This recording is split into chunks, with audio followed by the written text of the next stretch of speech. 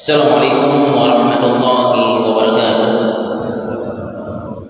Innal hamdalillah nahmaduhu wa nasta'inuhu wa nastaghfiruhu wa natubu ilayh wa na'udzu billahi min shururi anfusina wa min sayyiati a'malina may yahdihillahu fala mudilla lahu wa may yudlil fala hadiya lahu.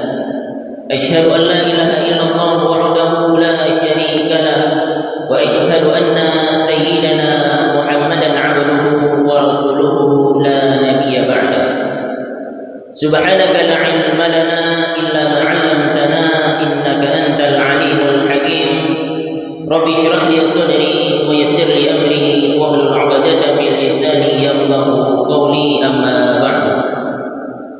Puji syukur senantiasa kita panjatkan kehadirat Allah Subhanahu wa taala atas limpahan rahmat dan karunia-Nya kepada kita semua, yang alhamdulillah sampai dengan subuh ini Allah masih memberikan kita sehat badan, umur panjang dan juga kesempatan untuk hadir di masjid yang mulia ini dalam rangka kita laksanakan kewajiban kita umat Islam, yaitu salat subuh berjamaah.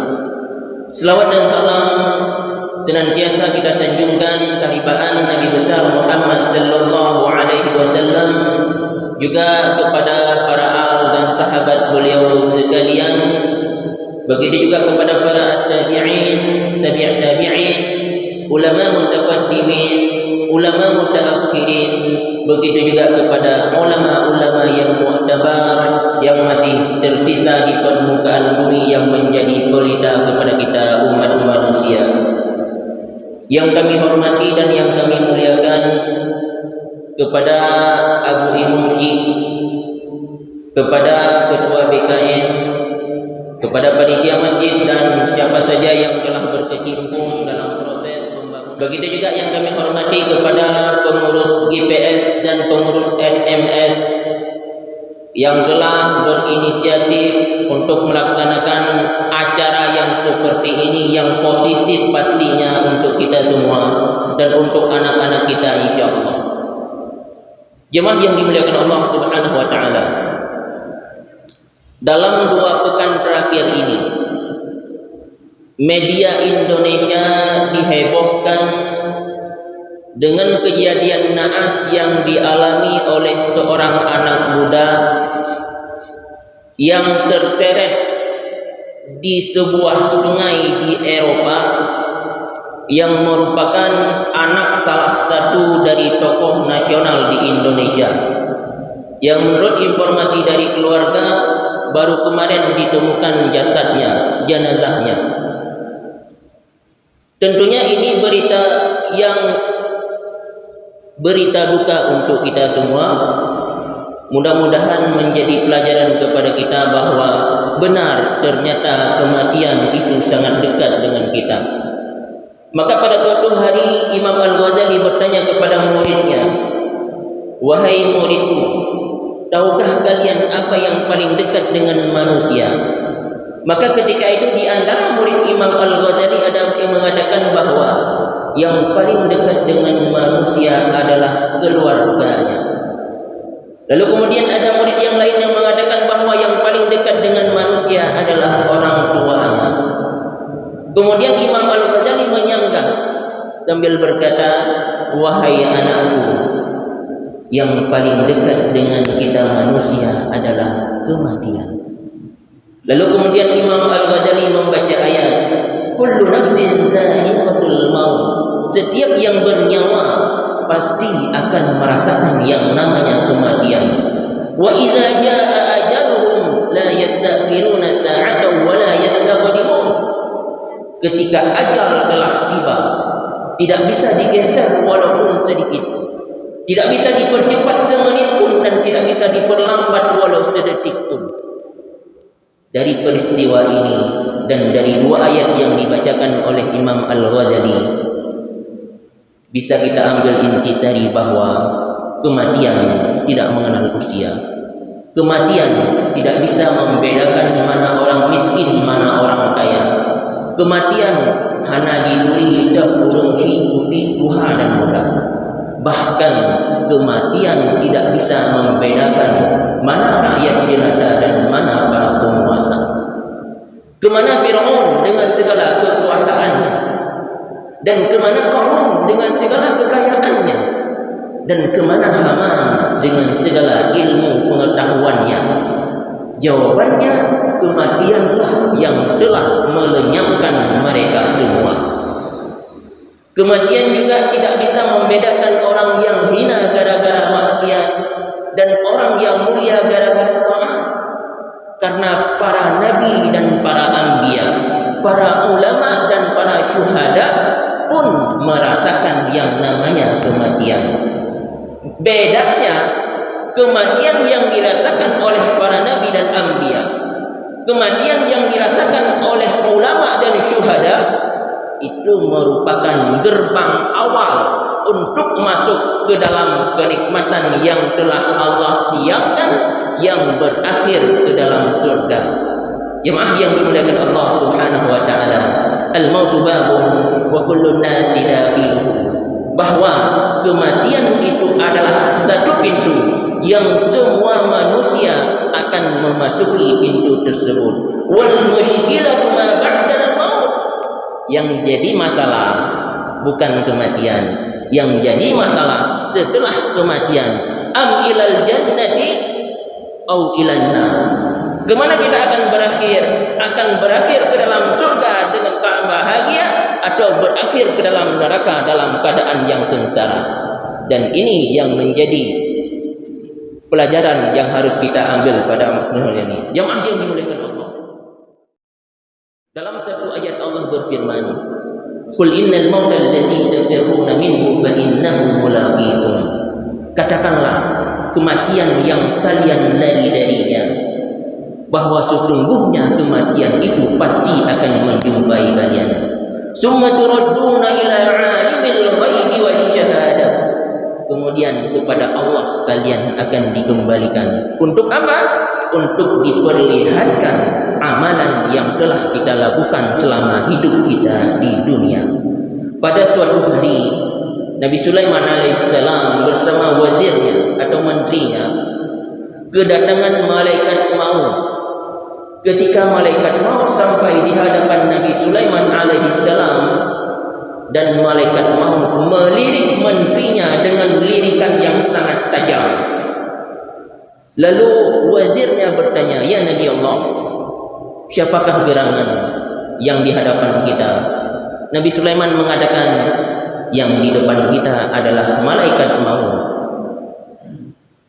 Karena gemetarnya, karena takutnya sang wazir, lalu kemudian dia meminta kepada Nabi Sulaiman untuk dipinjamkan kendaraan anginnya, supaya dia bisa pergi ke tempat yang jauh, melarikan diri dari kematian. Ketika itu Nabi Sulaiman alaihissalam memerintahkan kendaraan anginnya untuk mengantarkan wazir ini ke hujung negeri Hindia. Dan ternyata di negeri Hindia malaikat maut sudah menunggu untuk mencabut nyawanya. Lalu malaikat maut setelah mencabut nyawa wazir Nabi Sulaiman alaihissalam kembali ke hadapan Nabi Sulaiman sambil berkata, "Ya Nabi Allah, betapa herannya aku hari ini. Allah perintahkan untuk mencabut nyawa wazirmu di negeri Hindia, padahal baru saja wazirmu berada bersamamu di sini. Lalu tiba-tiba ada angin yang mengantar dia ke sana." Lalu jemaah yang dimuliakan Allah Subhanahu wa taala, bukannya di antara katanya orang yang punya kendaraan angin? Tentunya sana. Karena setiap pelarian katanya dari kematian, sesungguhnya kita sedang melangkah ke tempat di mana ajal kita berakhir. Sebagaimana larinya wazir Nabi Sulaiman alaihissalam dari Palestina ke negeri Hindia, yang sesungguhnya dia sedang mengantarkan dirinya dan mengantarkan nyawanya kepada malaikat maut. Jemaah yang dimuliakan Allah, dalam ayat yang berbeda Allah berfirman, "Ainama takunu yudrikumul mauta walau kuntum fi burujin musyayyadah." Dimanapun kalian berada, kematian pasti akan menjumpai kalian, sekalipun kalian berada dalam benteng yang sangat kokoh. Sering kita dengar Raja Namrud. Di mana matinya Raja Namrud? Raja Namrud meninggal dalam istananya, dalam bentengnya yang sangat kokoh yang dijaga oleh pasukannya. Bukan ketika Raja Namrud bersembunyi dari kematian dalam bentengnya, Allah mengirim tentara gajah untuk mengobrak-abrik bentengnya. Apakah Allah mengirim tentara banteng untuk menyeruduk bantengnya? Tidak. Allah cukup mengirim tentara yang paling kecil, yang tidak ada harganya di mata kita, berbentuk seekor nyamuk.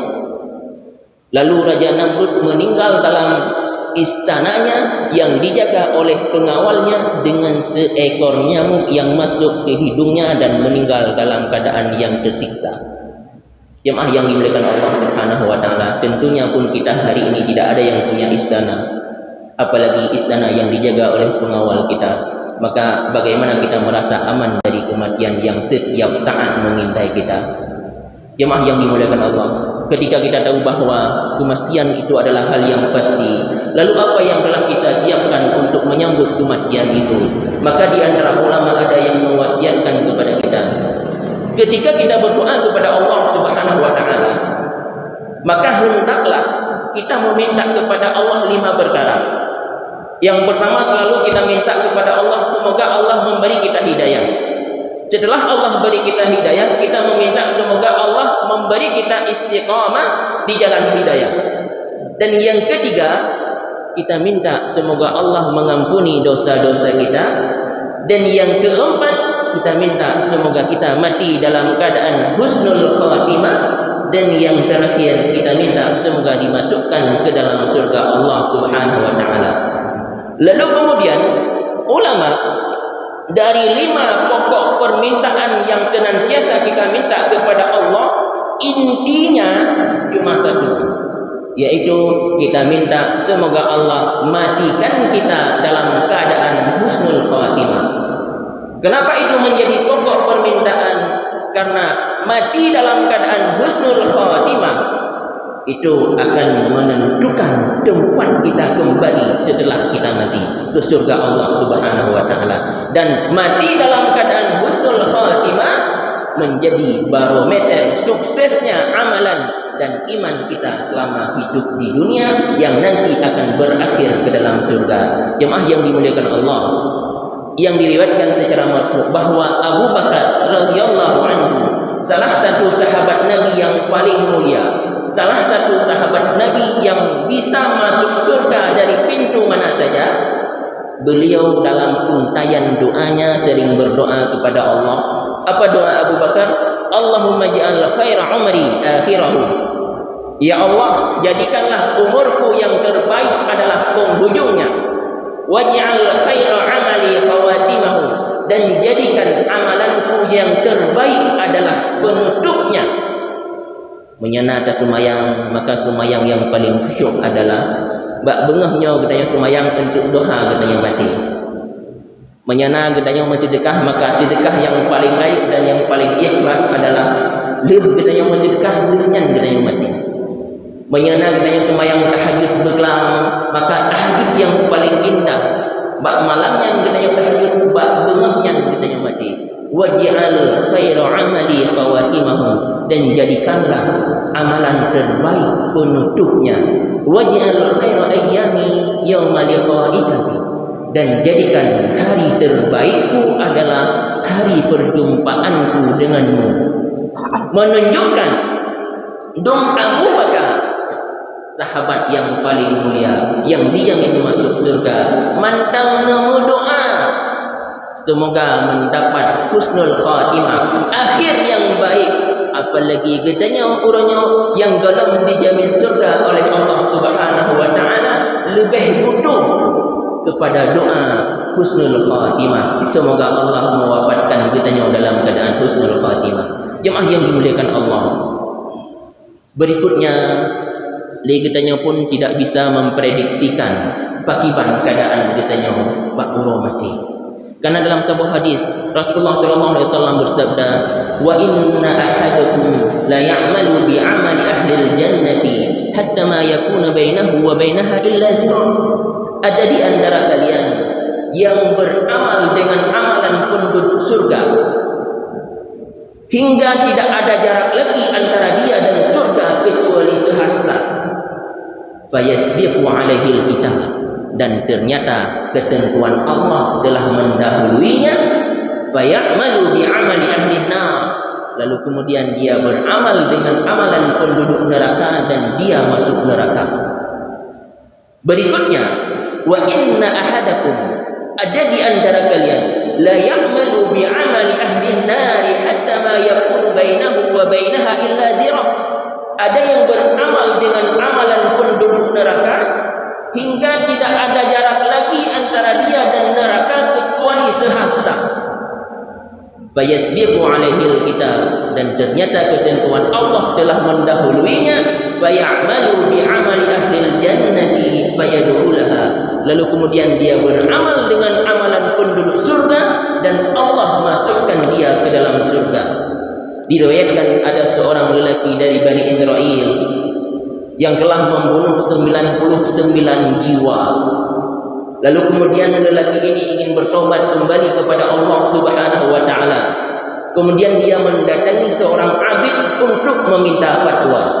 Dia bertanya, "Wahai Syekh, apakah Allah masih mengampuni dosa-dosaku?" Maka abid ini tanpa ilmu mengatakan, "Dosamu terlalu banyak, tidak ada ampunan untukmu." Lalu marahlah pemuda ini. Dia ambil pedangnya dan dia tebas leher sang abid tersebut dan genap 100 jiwa yang melayang di tangannya. Besoknya dia datang ke tempat orang alim. Lalu dia bertanya, "Wahai Syekh, apakah Allah masih mengampuni dosaku setelah aku membunuh 100 jiwa?" Lalu Syekh tersebut mengatakan, "Ya, ampunan Allah jauh lebih luas dari dosa yang kamu lakukan. Tapi kalau kamu ingin bertobat kepada Allah, tinggalkan kampung halaman ini dan hijrah ke kampung tetangga, karena di sana banyak orang soleh yang akan membimbingmu dan menuntunmu menuju Allah Subhanahu wa taala." Lalu berangkatlah anak muda ini berhijrah meninggalkan kampung halamannya untuk bertobat kembali kepada Allah Subhanahu wa taala. Di tengah perjalanannya Allah cabut nyawanya. Setelah meninggal pemuda ini, malaikat rahmat dan malaikat azab itu berselisih.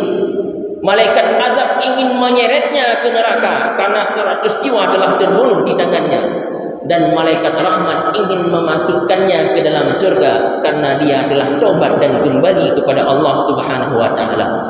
Lalu kemudian Allah perintahkan kepada Israel untuk menjadi penengah. Akhirnya dihitung lebih jarak mana yang telah ditempuh atau yang masih tersisa, dan ternyata pemuda ini sudah lebih mendekati kepada tempat yang ditujui. Akhirnya diambil oleh malaikat rahmat, dimasukkan ke dalam surga. Padahal setelah 100 jiwa terbunuh di tangannya, dia tidak melakukan satu ibadah pun, dia tidak melakukan satu kebaikan pun, kecuali hanya satu, yaitu kembali kepada Allah, bertobat atas dosa-dosanya dan berhijrah meninggalkan masa lalunya demi mendapatkan masa depan yang lebih cerah yang berakhir ke dalam surga Allah Subhanahu wa taala.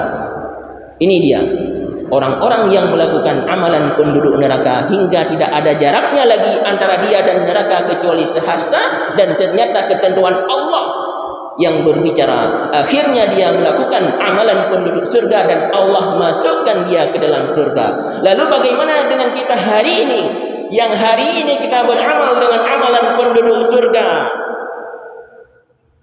Tentunya kita hari ini beramal dengan amalan penduduk surga.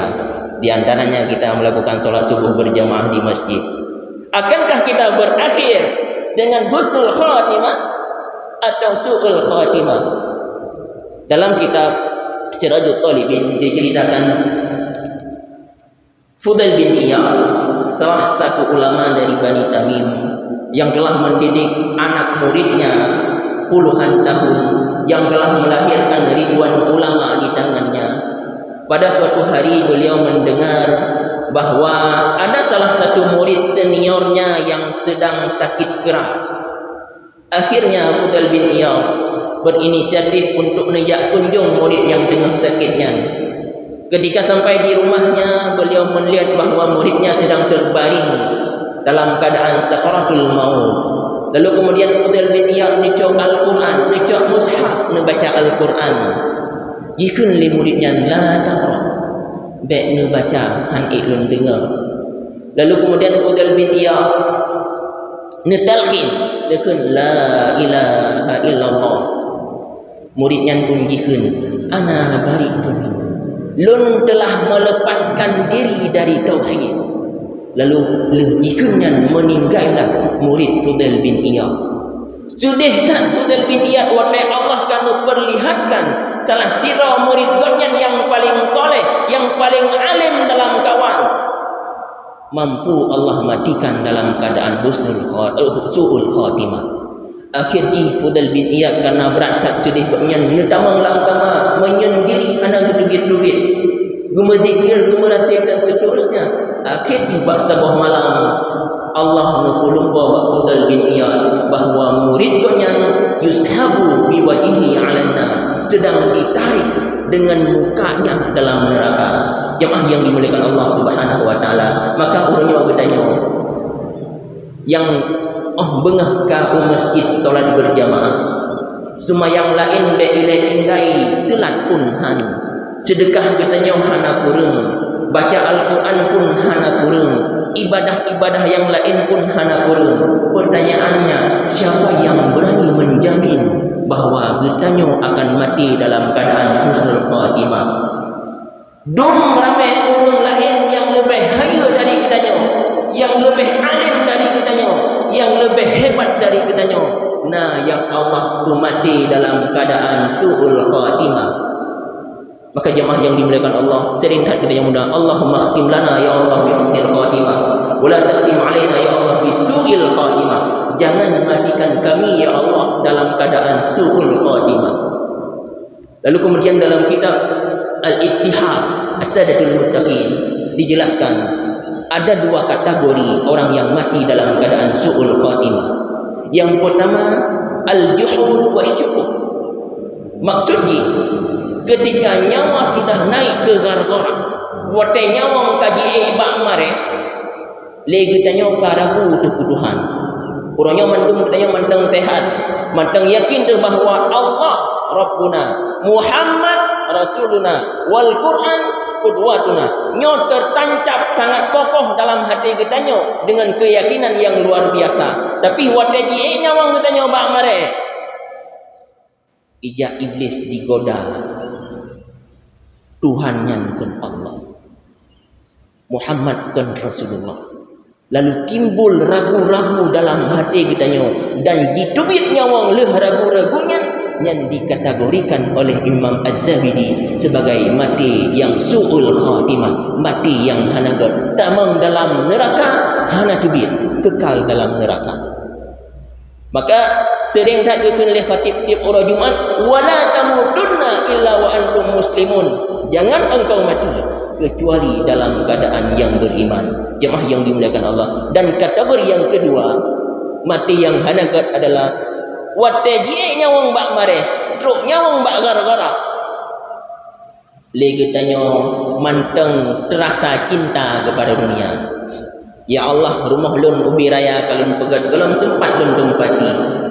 Kendaraan lun cukup mewah dalam tempat lun nikmati. Atau mungkin kurma lun mandang cukup dari ya Allah, anak lun mandang ubud-ubud ya Allah. Padahal menanji duit nyawa kata pelikut mendum dunia. Kau selesai lagi tanya dengan mendum harta yang kita tinggalkan, kau berpindah kepemilikan dari kitanya kepada ahli waris kitanya. Maka seandainya kitanya mati dalam keadaan mandang merindukan dunia, dikatakan oleh Imam Az-Zabidi termasuk dalam mati su'ul khatimah, tamang dalam neraka, tapi nadugit Allah hanya mengadab sebedar dan sekadar dosa yang dia miliki. Jemaah yang dimuliakan Allah, buat yang ketut sebagai kesimpulan dan harapan yang terakhir, kita yang berdoa kepada Allah Subhanahu wa taala, mudah-mudahan dengan amalan-amalan kebaikan yang kita lakukan menjadi penyebab Allah akan butuh mati kita dalam keadaan selamat iman. Karena rugotat kita bila urangnya katanya sembahyang, urangnya katanya puasa, bahkan urangnya katanya haji dengan ibadah yang luar biasa, menguras tenaga dan menguras biaya. Lalu ternyata dengan ibadah-ibadahnya tidak membuat kitanya mati dalam keadaan husnul khatimah, maka rugo mandung ibadah yang kitanya lakukan urangnya. Maka jemaah yang dimuliakan Allah, mudah-mudahan jemaah urang Ciklun Ban Bandung, umi dan ayah jalan asal surga Ban Bandung, kita yang berdoa kepada Allah semoga kita yang mandung dihormati oleh Allah dalam keadaan husnul khatimah. Amin ya rabbal alamin. Subhanakallahumma wa bihamdika asyhadu an la ilaha illa anta astaghfiruka wa atubu ilaika. Wa sallallahu ala sayyidina Muhammadin wa ala alihi wa sahbihi